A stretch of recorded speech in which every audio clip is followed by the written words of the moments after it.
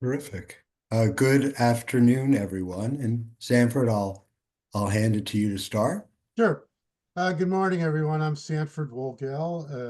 I am a technical advisor to law firms in the area of cannabis law. I have the great honor this morning of working with Eric Berlin, who's a partner at Denton's, and you can read all about Denton's, which has been the Law 360 Cannabis Law Firm of the Year for the last 2 years in a row. So we're very honored to have Eric here.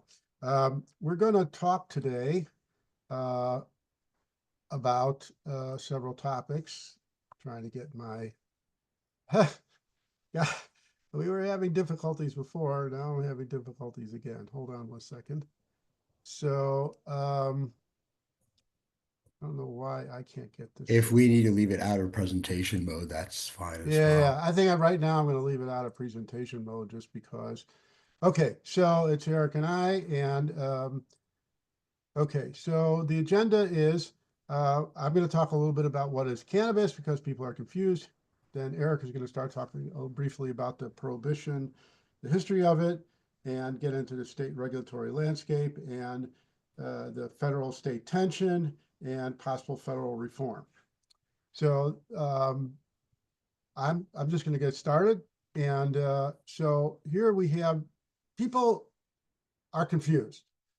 People hear different ideas. What is cannabis? What's marijuana? What's hemp? Okay, well, the simple answer is it's only one plant. It has a botanical definition and it has many regulatory definitions, which we're going to describe today. The confusion starts is that uh, the cannabis plant is known as both hemp and cannabis, a common name. So in 2018, on the right-hand side, the USDA under the Farm Bill, under Title VII, defined the hemp plant as the cannabis plant with less than 0.3% THC by dry weight. That includes the entire plant and it has multiple uses. At the same time, the FDA allowed three constituents of the hemp plant, the newly defined hemp plant, to be used in food. Now, as you see, this is a very complex regulatory environment, and so we'd be happy to come back and discuss hemp in a separate webinar. Today's webinar is going to focus exclusively here on the left-hand side, which is marijuana. So what is marijuana?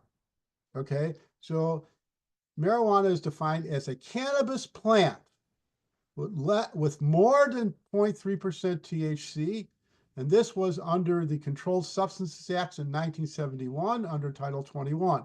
It includes these components of the marijuana plant, which are all now under what is known as Schedule 1. Schedule 1 of the Controlled Substances Act said that these components have no accepted medical use, cannot be prescribed by a physician, and are federally illegal. Okay. And so that includes the cannabinoids, and the cannabinoids are the bioactive compounds, THC, CBD, et cetera, that are of interest. Not included in the marijuana definition is these other parts of the cannabis plant, which more than 0.3% THC, the stalk, et cetera, fiber. Those were known for years as industrial hemp because they included products like rope and sails on ships. Okay, again, this is really part of the larger hemp discussion, which we'd be happy to have a separate webinar on. Okay, next slide.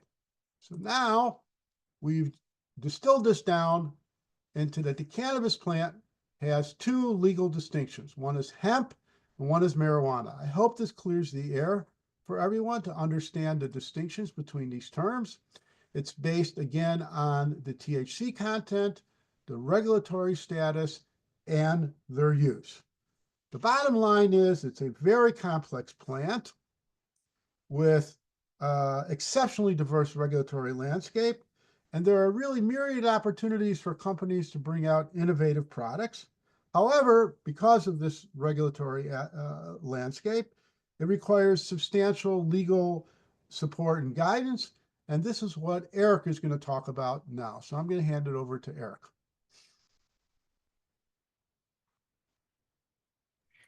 Thank you very much, Sanford. And you can go to the next slide, but let me just say a few words. First of all, thank you to you.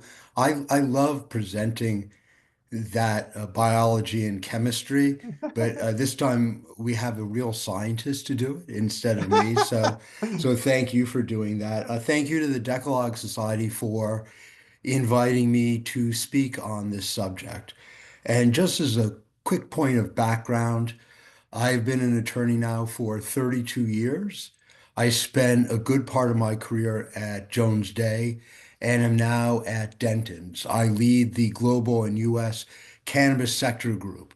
Um, and I normally don't get into the detail of like why did I get involved here, but I'm going to mention it today to this particular group. Um, I got involved in cannabis. Oh, speak louder. I have to say, I don't think I've ever gotten that request in my entire life, but thank you. I apologize. I have a cold, and so I'm battling it through it. So I hope my voice is sufficiently clear. I started 17 years ago because I have Crohn's disease, and I thought it was wrong that patients with Crohn's and other conditions like that could not get a substance that helped ameliorate suffering, that helped treat some of the sequela of the various diseases. So I got involved to try to legalize medical cannabis here in Illinois. Uh, I thought I'd march down to the State House and explain to them the medical benefits and that it's actually safe and that we'd get our bill passed. And it took 6 years of advocating for that to finally happen. I spend 100% of my time for clients in or impacted by the cannabis and hemp space. Sanford mentioned that we would be exclusively cannabis or marijuana. A few times I'm going to refer to hemp still, just as a sort of a contextual issue. So let's start with really why was it so difficult to legalize medical cannabis as starting? And we have a long history of prohibition. Excuse me, in 1932, it really is when prohibition started because in order to get cannabis, you had to get certain tax stamps, and the tax stamps were unavailable.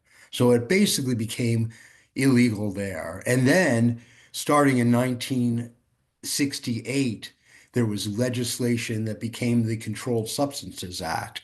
And the Controlled Substances Act made marijuana, as it's defined, and you heard earlier, a Schedule One controlled substance. So the list of schedules, and I'm going to refer to schedules a little bit later, there are five categories, schedules of controlled substances. Five, for example, is has medical uses and is pretty safe, but has some risks of abuse or that sort of thing. Many of the drugs we take, just as pharmaceuticals, are not controlled. They have to be prescribed, but they're not controlled in that sense. Schedule one is reserved for the drugs that have no medical use and they are considered dangerous. Heroin is on there. I think LSD is on there. And marijuana, excepting hemp, is on there. I am now spend so much time on legalization, moving state to state and federal government, and it moves slowly. I think we're about in the middle of a 50-year process. And that started in my mind in 1996 when California legalized medical cannabis. And we've been moving since there. There have been interesting rulings. I do want to point out one. In 2005, the Supreme Court ruled in a case called Gonzalez versus Reich. And in that case, the Supreme Court said if a patient, and it is stipulated facts in this case, that a woman who had a medical condition was growing marijuana for her own use and it was never sold anywhere else, the Supreme Court said even that affects interstate commerce.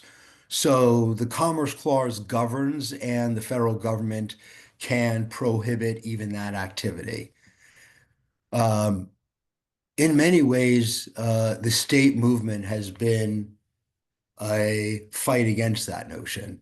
And remarkably, when you get there, as states have legalized, the federal government generally has stood back and not enforced.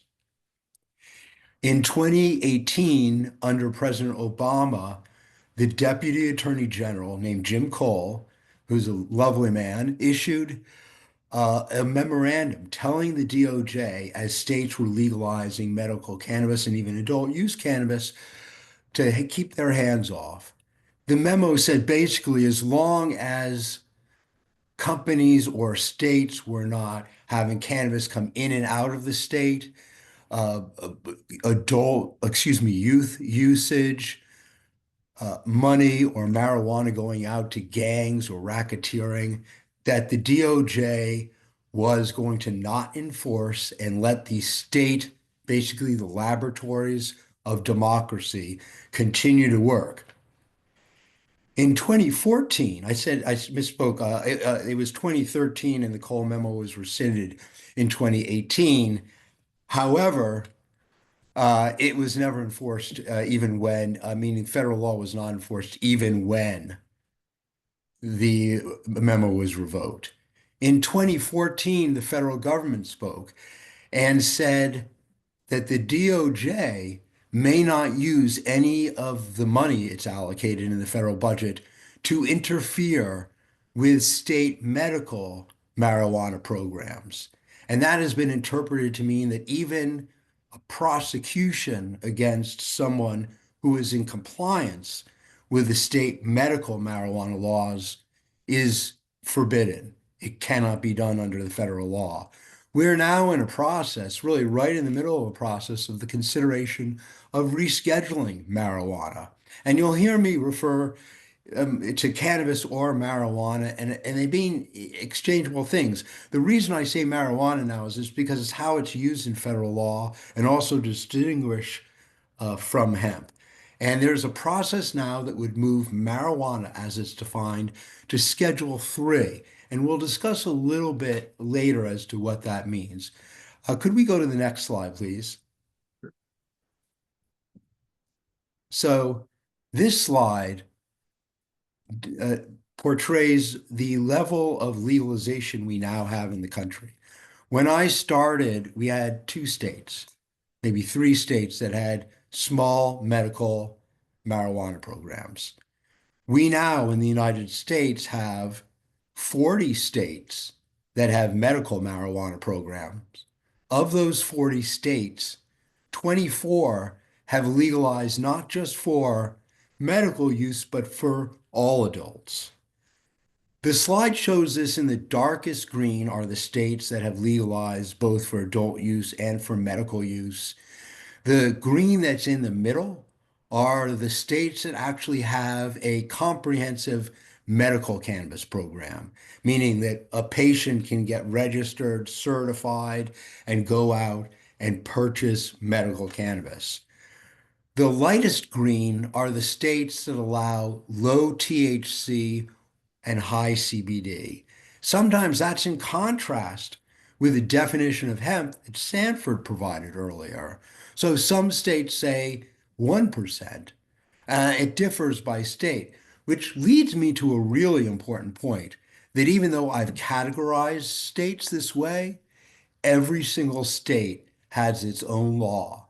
Every single state has its own law about who needs to be licensed, who can get licensed, what the licensing process is, security, what different types of marijuana may be sold, form factors, dosing, labeling, whether there is delivery to consumers, whether there can be home grow. I can continue, but I think you get the idea. Every single state is different. And on top of that, this is where I will mention hemp, we have many states permitting the sale of intoxicating products derived from hemp as opposed to marijuana.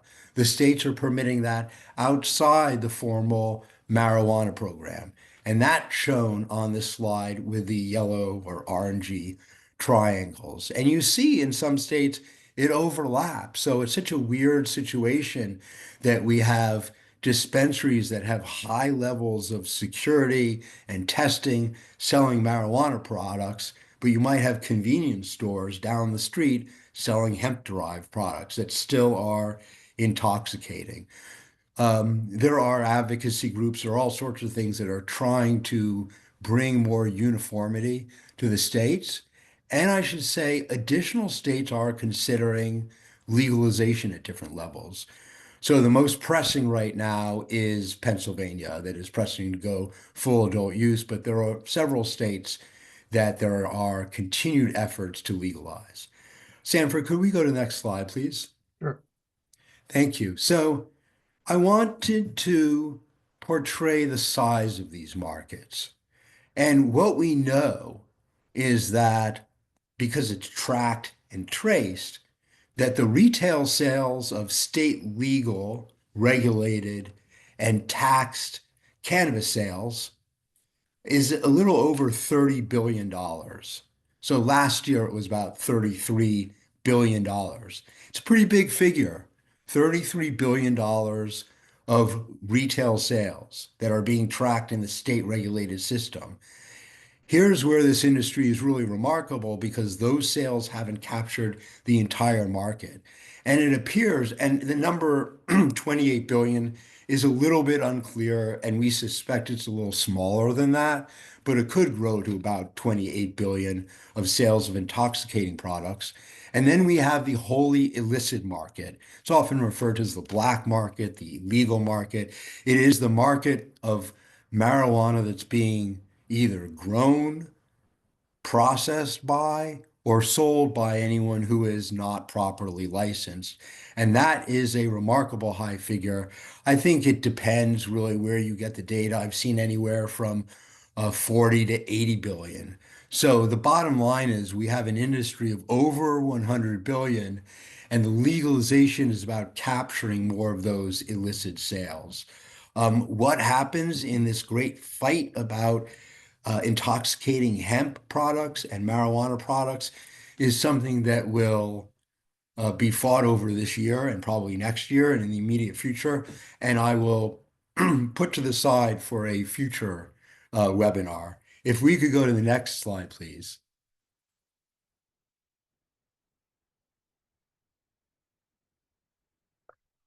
Thank you. I mentioned before that the different states each have different laws. And why is it so difficult? I mean, why not just legalize marijuana? What could be so difficult about that? But quite frankly, as more time has gone on, it's becoming more and more difficult because you have so many different stakeholders, and now money's involved. Remember, I said I got involved because I wanted patients to be able to have safe, legal, affordable access. Some people have gotten involved for reparative justice or social equity reasons. It wasn't until later that people got involved for money. And money makes things more difficult. It also pays our legal bills. So it's not an editorial comment, it's just to say it makes them more difficult. So you have the question of legalization to legalize it all. Do you decriminalize? This slide in particular is geared more toward the federal government, the US federal government, but it could apply to various states. So you also have the issue of who regulates this. And that is a difficult question on the federal level, but I'll tell you, states grapple with it as well. Will the federal law preempt state law?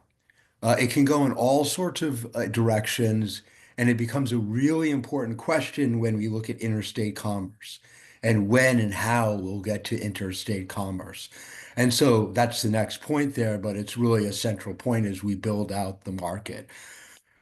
The reason this is such an acute issue is because I just mentioned that each state has its own laws. So that's really important locally. I mean, you even have many states, there's an industry of local lawyers that service the industry, right? So when you pull that away and make it national, there are a lot of economic interests that are opposed to that.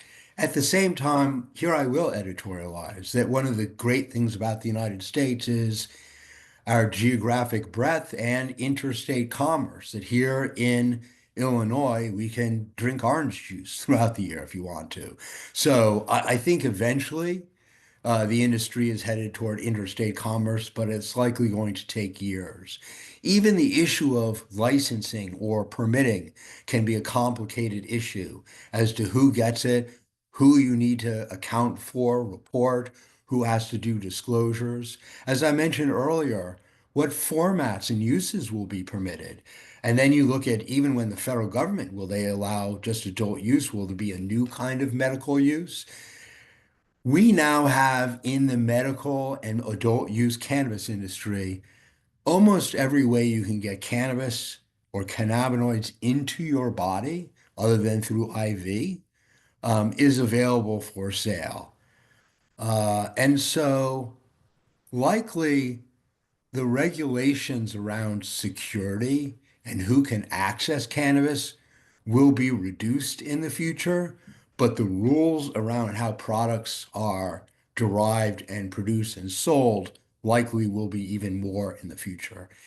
Even when you get to tax, I can spend the rest of, I won't, I promise you, but I could spend the rest of the time that we have today and far more talking about the different kinds of taxes that can be applied to the different points of production of cannabis and the impact of the different taxes. Keep in mind what I just said, that it's not just a matter of legalizing, it's a matter of legalizing so that we minimize as much as possible the illicit market. And so how you legalize has a big impact on that. So if you legalize with an impossibly high excise tax, people go to the illicit market to buy their marijuana. It has to make sense in order to drive people to the legal market. And as we mentioned before, the legalization, or I should say, kind of the exclusion of hemp from the definition of marijuana under the Controlled Substances Act makes all of this more complicated, and you have to include hemp and hemp-derived cannabinoids in the discussion about marijuana. Could we go to the next slide, Sanford? And I again apologize. I'm under the weather, and you have to hear my hoarse voice. I hope everyone can hear me okay. I'm going to, that's basically what I have to say about the states and describing the different types of states and the state landscape. I'm going to talk about the federal side of things and federal reform and possibility of federal reform next. But in between, I want to talk about kind of where I live and where my group lives. At Denton's, we have 10 lawyers who spend 100% of their time in with clients in or impacted by the cannabis or hemp industries. We have another 10 who spend a majority. And then we have another 20 on top of that who spend like a good chunk of their time. And it's like, how can there be? It's just marijuana. But then you get into all the issues that arise both from a highly regulated area and the tensions with federal law. And so when you even get into real estate, like, okay, what's the problem with owning a piece of real estate and letting a dispensary lease it? Well, in fact, that's illegal under the Controlled Substances Act. So that has to be thought of. And each of these areas up on the screen have intense legal work arising uh, not just because of the expansion of a new industry, which any expansion, emerging industry would have a lot of work, but because there are these tensions with federal law and such a highly regulated area. Uh, Intellectual property is particularly interesting. I'll pause on that for a moment.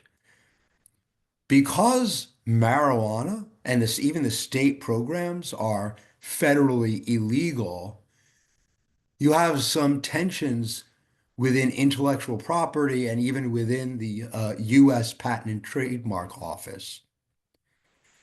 You can get a patent for any use.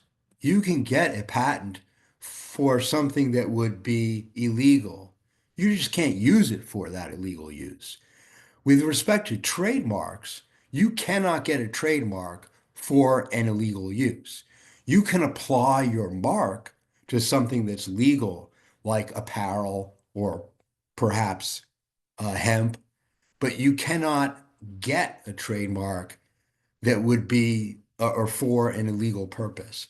And that alone presents all sorts of tensions within the industry as to how much intellectual property there can be obtained and how one goes about obtaining intellectual property protection, including through state mechanisms. I want to pause on that, and some folks say, well, how can that be? That's so weird. Patents are in the Constitution, trademarks are legislated. So patents are basically a constitutional right. And there's no exception except you don't get to use anything for an illegal purpose. And I'm just touching on the complexities there. There's so many more, right? A trademark is not the same as trademark registration. Absolutely. I don't mean to get deep into intellectual property, just to say, uh, as complicated an area as it is, cannabis and even hemp add an additional layer of complexity. And it's really all areas of law. Um, it's actually quite fascinating and enjoyable because it involves so many different legal aspects and they are changing. They're changing often as we speak. Sanford, could we go to the next slide, please? Here I want to start talking a little bit about what is happening on the federal side. And we'll move quickly to the next one, but let me outline where we're going to go. I mentioned rescheduling of marijuana under the Controlled Substances Act. I'll describe that briefly and including where we are in the process.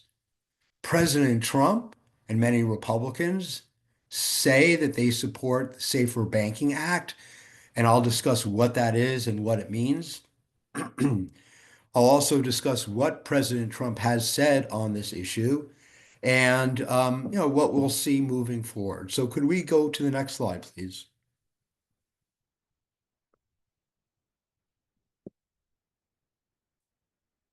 I Let me touch on rescheduling.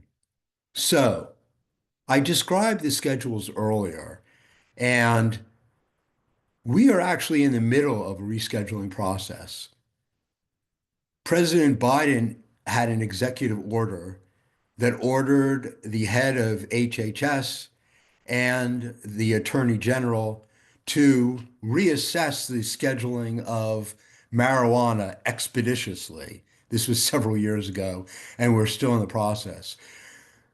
The FDA is tasked with providing its recommendation and its reasoning for appropriate schedule for any substance and its scientific conclusions around that.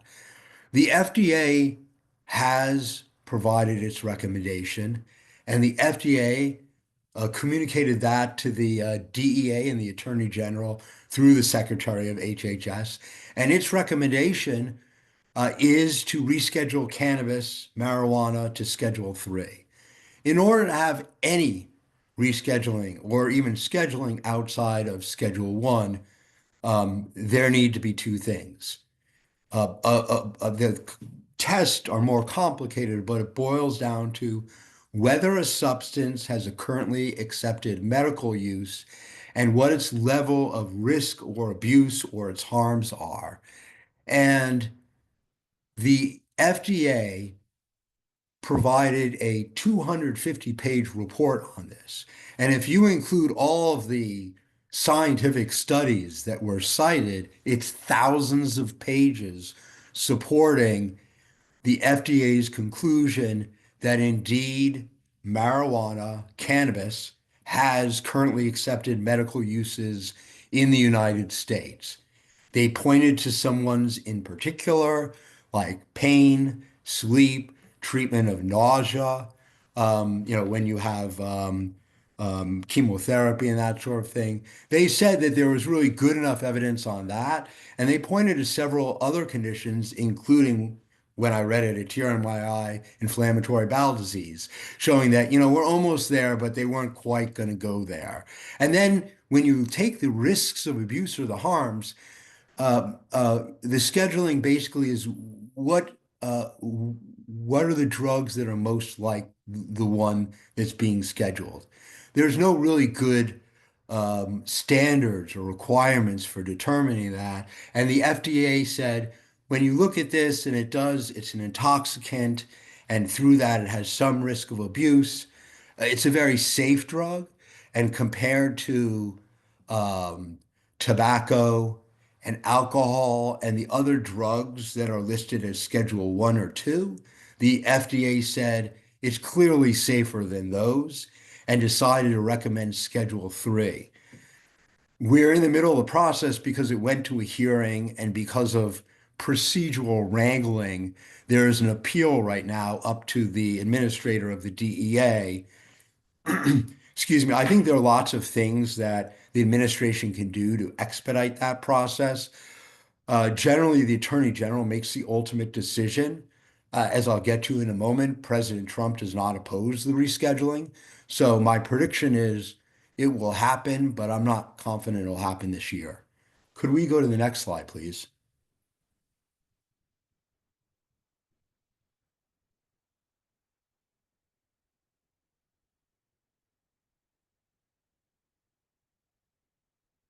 So let me clarify what rescheduling would mean.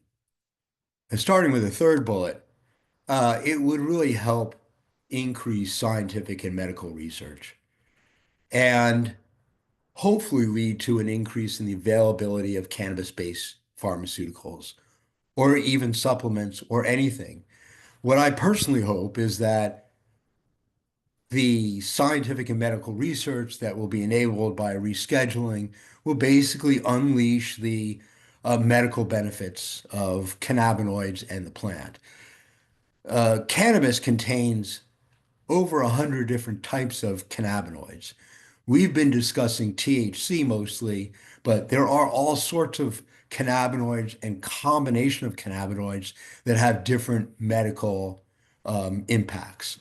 And hopefully rescheduling will help with that. A rescheduling will not legalize marijuana.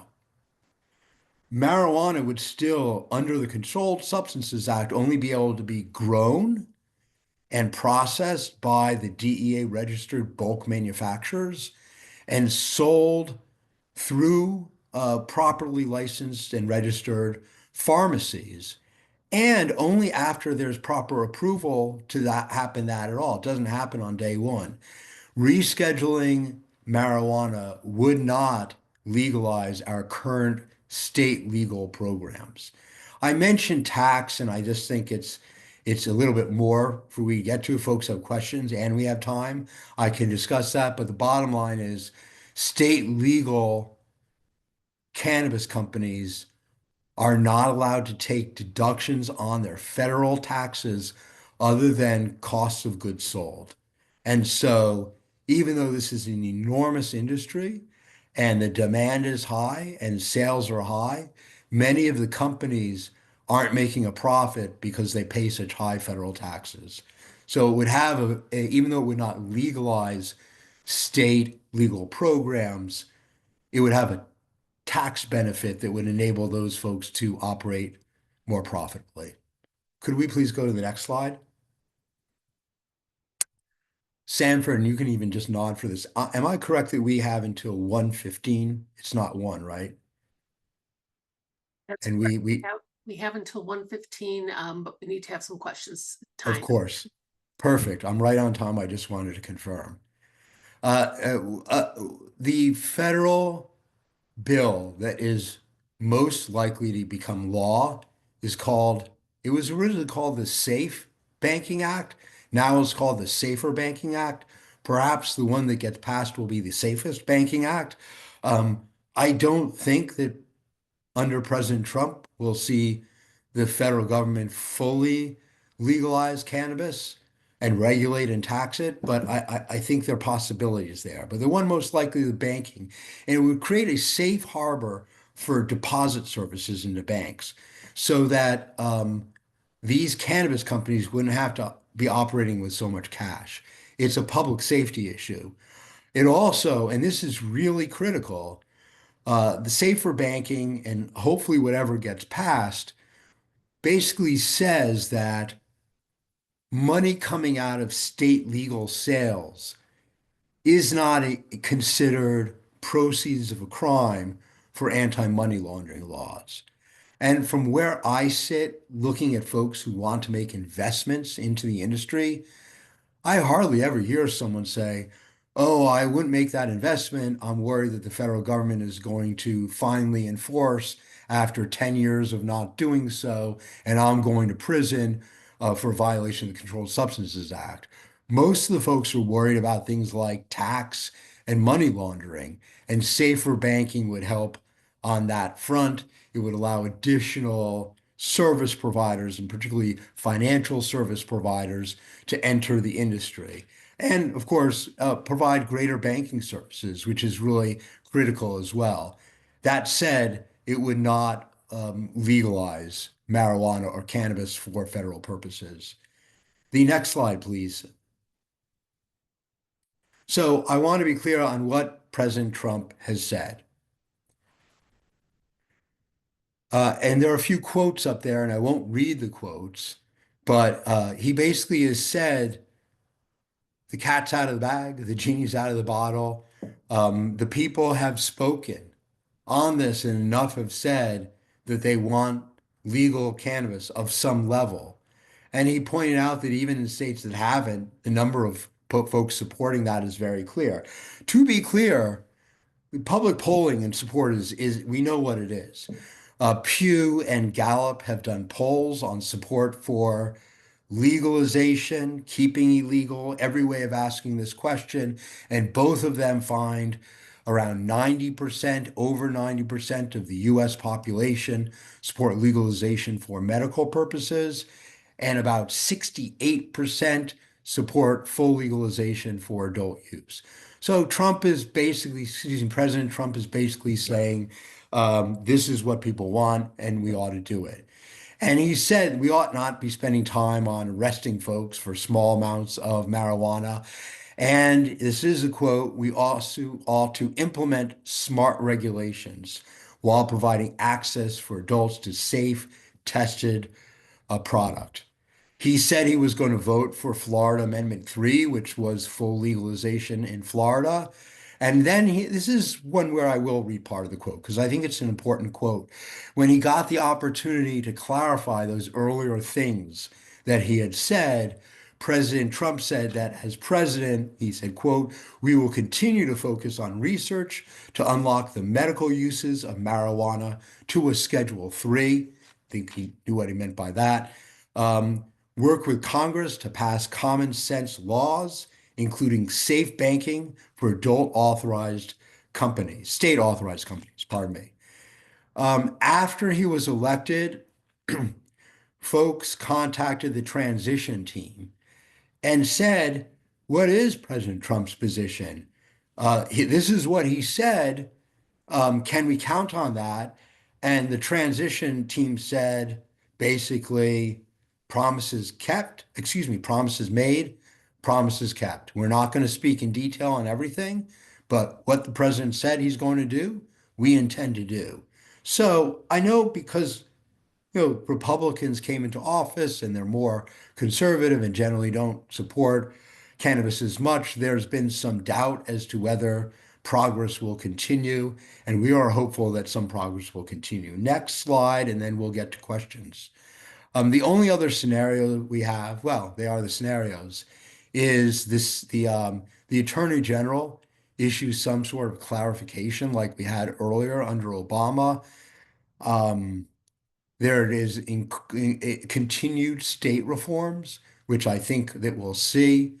Um, there is the Supreme Court, and several justices have commented on this, basically saying uh, all these states have legalized for years, now 10 years, going on 10 years. The federal government has chosen not to enforce and let the states do this. Is that law still good? Has it been nullified? There's the concept of desuetude. Has that been, can that be invoked here? Uh, there's also a current lawsuit that's pending that says basically, um, that earlier Supreme Court case that we referred to was decided incorrectly. And Supreme Court justices, we take you up on that offer to reassess this. And a cannabis program that is entirely contained within a state should not be within the federal government's authority. And no one hopes that is successful as much as I do, but I tend to think that the original Supreme Court case was incorrectly decided. A woman growing a few plants for her own use and truly not selling it, that is not affecting interstate commerce. A $40 billion industry where people go to Las Vegas to use cannabis, and companies from all over the US use my services. It probably affects interstate commerce, but we'll see how that turns out.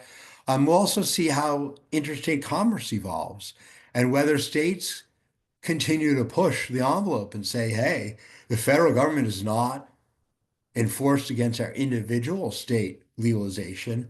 Maybe Oregon and California, we ought to let sales and marijuana move between our borders as long as it's regulated and taxed properly. So that basically is the outline of where we stand on uh, state legalization of marijuana and a quick look at hemp, all the legal work that's coming from the industry, and progress that we may have on the federal side. And with that, I think we have another 15 minutes or so for any questions that we have. Let me check the questions that we have posted. I hope that folks were able to hear me. Um, so let me talk a little bit about question. Donald Nathan, thank you for your question. And I'll read it actually. Uh, why my first, excuse me, pardon me, why my late first wife prescribed medical THC to deal with nausea during the course of chemotherapy that was being administered in 1984, if it was a Schedule I drug. And the question really is, how can that be? How can THC be prescribed for nausea from chemotherapy when it was illegal? And here's where things are really strange. The drug Marinol is synthetically created THC. It's basically Delta 9 THC in sesame seed oil. That is the drug Marinol that has been approved uh, for nausea with chemotherapy and other things like that, and has for a long time. And that is the THC molecule, the same one that's keeping cannabis as a Schedule I drug. Marinol was put under Schedule III. So Marinol was a Schedule III drug. I'm sorry for your loss, by the way, and I've dealt with so many people with cancer and have it myself.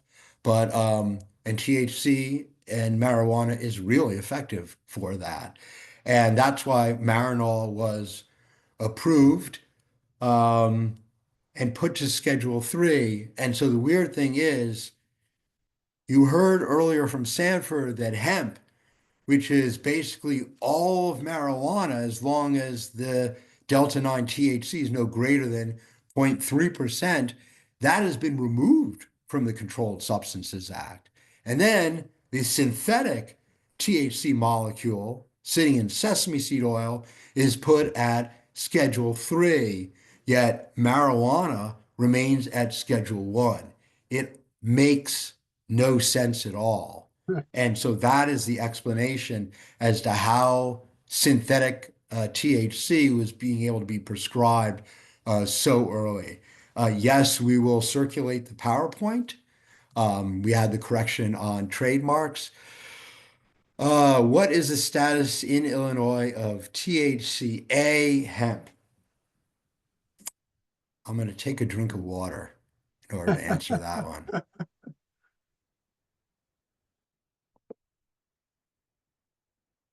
I'm going to give you my legal opinion on that. And it is such a controversial area and such a dynamic area.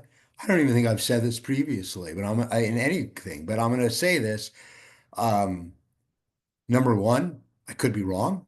Number two, if you have a true interest in this, hire a lawyer, and I am not that person, and no one should rely on this as legal advice.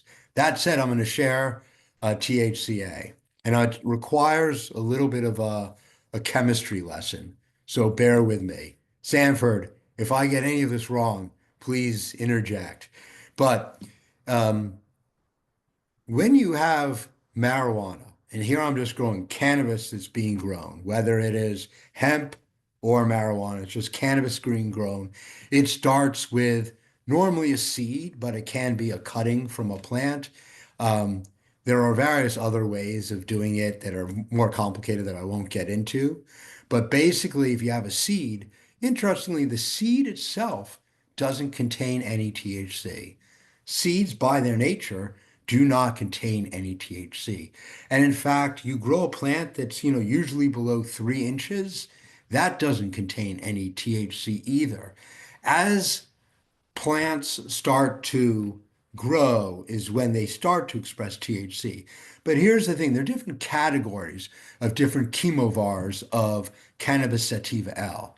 And there's just different ways of categorizing them. There are some that are truly hemp that express very, very low levels of THC at any time. And those were what are really considered industrial hemp. They're plants that have a lot of different cannabinoids that grow in addition to delta 9 THC. And there are plants that have been genetically engineered over time, either by humans or environment, to produce really high levels of delta 9 THC. And I'm going to get to your question, bear with me. That is mostly what is being sold, and even the question that is being asked is really about the strains or chemovars that produce higher levels of delta 9 THC. So that's the question that I'm going to answer. As cannabis starts to bloom, it is actually when you go and buy bud, flower, or a joint, that is actually the cannabis flower. It's not the stalks or the leaves or other part. It is actually the bud, the flower. Um, and it usually is harvested at a very particular time. Folks are testing it along the way to try to capture when it's expressing what folks want it to express, and that may be terpenes, flavonoids, but often it's delta 9 THC. Here's where THCA comes up. In that process, it's not actually delta 9 THC that starts to rise in number. It is the kind of THC that still has that acid on there. It's THCA. So I'm going to stop saying delta 9. I'm just going to refer to it as, okay, there are all sorts of delta 8, delta 10, other sorts of THCs. I'm going to refer only to delta 9 THC, so it's me THC and THCA. As the plant starts to bloom, THCA grows and grows and grows. And with heat, pressure, or often just with time, the A falls off.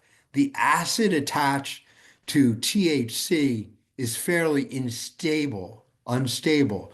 So when we heat it to, for example, smoke a joint or even vaporize through a vaporizer and heat flower, what's happening in that process is the A is falling off. Why is that important? Well, it's important for a whole sorts of reasons, but for biological reasons, we have an endocannabinoid system. And in our endocannabinoid system, it's just like serotonin in that sense. You have serotonin uptake, you have cannabinoid uptake. So you have a cannabinoid that locks in to our endocannabinoid system. It doesn't do that really effectively and doesn't cross the blood-brain barrier as THCA. It's THC that actually locks in there. And that's true of the cannabis that you actually go out and purchase. If you go to a dispensary and purchase an eighth of an ounce of marijuana, on the label, you'll see that normally the THC is going to be between about zero point 0.5 and 2%, and the THCA is going to usually be above 20%, sometimes even higher. And so, huh, what folks who are selling hemp like that are doing is they're taking their argument is, I've explained it. The bottom line is I'm not sure that's legal. And here's the problem. Um, the Farm Bill that legalized hemp says two things. Number one, it defines hemp as cannabis sativa L, its extracts, derivatives, isomers, etc., having no greater than 0.3% THC. So that kind of folks are reading, okay, if you have a product that has no greater than 0.3% THC, we're good to go. And so interestingly enough, some cultivars if you test them at a certain point 30 days pre-harvest, they will have only 0.3% THC. And some even, as I said, many start at 0.5, but a few post-harvest are only 0.3. And folks are saying, hey, look, post-harvest, it has less than 0.3 THC. It must be hemp. Here's the problem with that. I believe, and from the scientists I've talked to, biologically and chemically, it's not possible to get to the required testing, which I'll describe in a second, that includes THCA to product later on that is so low in delta 9 THC. The reason is that even though hemp was described as cannabis sativa L, etc., having no greater than 0.3% THC, the Farm Bill itself and the USDA regulations say that you need to account for post-decarboxylation. What post-decarboxylation means is accounting for the amount of THC that's left after the A falls off, after it is decarboxylated. And the very well accepted formula for that is 87.7%. So, the theory of folks selling THCA flower is, hey, look, it has lower than 0.3% THC, regardless of what the THCA is, it's good to go. And the problem with that is I'm not sure that you can get from compliant pre-harvest hemp to those sorts of levels. So I think what's really happening is the testing pre-harvest is not showing that it's hemp and they sell it anyway. And here's one other thing that's happening with so-called hemp THCA flower. It's often, not often, I shouldn't say that. It's sometimes flower that's failed out of the California system.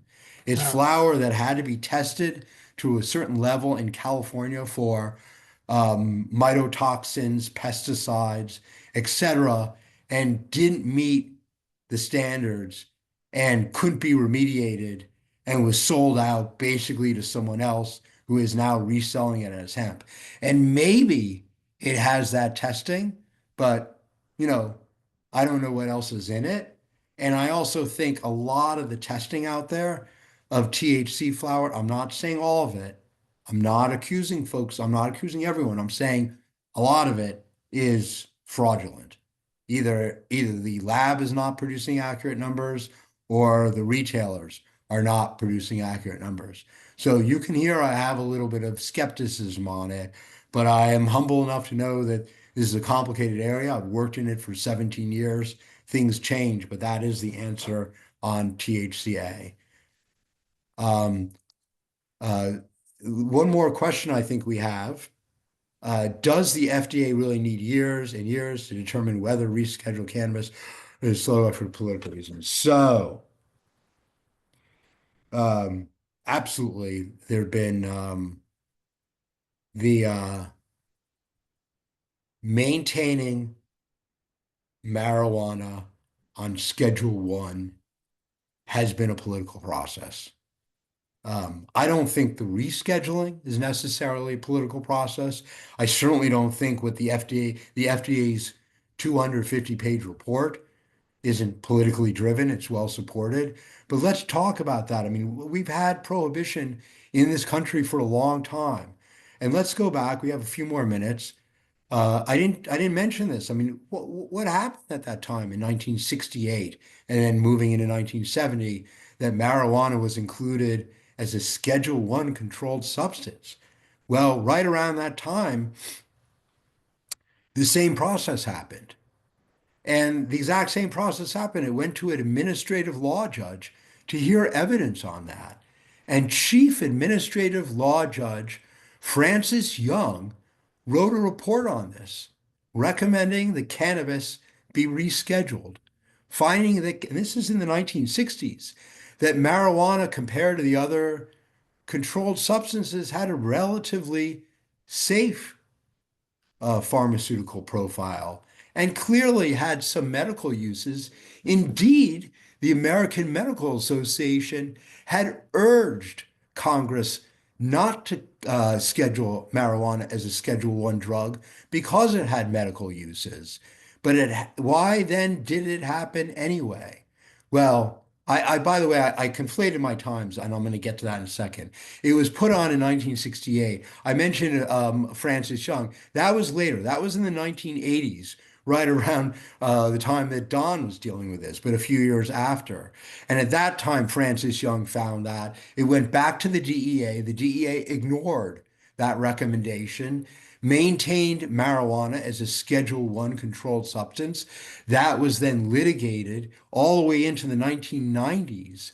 So it took years for the appellate court to say that the DEA had the discretion to do that.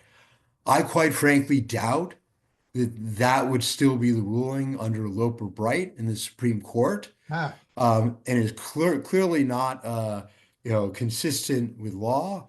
The DEA by law has to follow the FDA's medical and scientific findings. They have to give great discretion to them. The DEA is permitted to consider additional evidence, but in terms of those medical conclusions, the things that the FDA is well set up to do, great discretion has to be given to it. So it doesn't take years. I think it takes months to analyze the scientific data.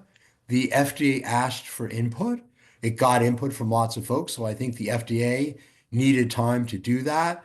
Um, it is a well-supported report and recommendation. And quite frankly, marijuana should already be rescheduled. And marijuana was only put on Schedule One for political reasons. I think the quotes are pretty well known at this point. Um, Nixon, President Nixon, insisted that cannabis be maintained on Schedule One so that law enforcement could use it as a cudgel against Black people ah, and folks he considered liberal. I mean, that's not speculation. His own words said that. And when he looked at folks legalizing marijuana, he said to John Holderman, John, what the hell is wrong with the Jews and marijuana? So, like, there's a long history of nefarious behavior for keeping marijuana illegal, but it shouldn't take this long to make it illegal. And politics are still playing a role. But I tell you, uh, I wake up every day to lace on my work boots to go out and get this done. And I know it's taking longer than we thought. And there are a whole lots of reasons why it might take longer, but I remain optimistic. It has taken longer than I thought it would. It has been a lot bumpier than I thought it would be. That's not all bad. A lot of that volatility resulted in a lot of legal work that put my kids through college. So it's not all bad. But, from a public policy point of view, it definitely is taking longer than it should or than it needs to, or than any reasonable person would think it should. So with that, I ought to thank everyone. I really thank the Decalogue Excuse me, Society. I Eric. think, yes. I just have a question. I think there might have been a question that was asked. Did you respond to the question about the limitations on the use of banks and other nationally regulated vehicles? Oh, Because I'm sorry, I did miss that question. I apologize, Bob, and thank you for pointing it out, Viva. Let me answer that. Oh gosh, so Are there still limitations on the use of banks and other nationally regulated vehicles because of the national ban? The answer is yes, sort of. And Bob, I'd be delighted to speak to you or any of you offline. That is something that's going to take a little bit more explanation. The answer is that there are ways to bank this industry, but because of the AML laws on the books, the controlled substances laws that are on the books, and even to a certain degree, Bank Secrecy Act laws on the books, many banks have said the fact that there's no enforcement, the fact that there are even statements by the federal government saying that they're not going to enforce, they're not enough for us. We need actual, some level of either regulatory change, excuse me, statutory change or regulatory change. So it's not like the entire industry is cash. We've found a lot of ways to get financial institutions into the industry, but it's a whole set of challenges. I'll tell you, I spend a good amount of my time on those sort of challenges now and work with several of the banks that are in the industry or helping out in the industry, moving from deposits to loans. And there are ways of doing it, but the challenges are significant and real.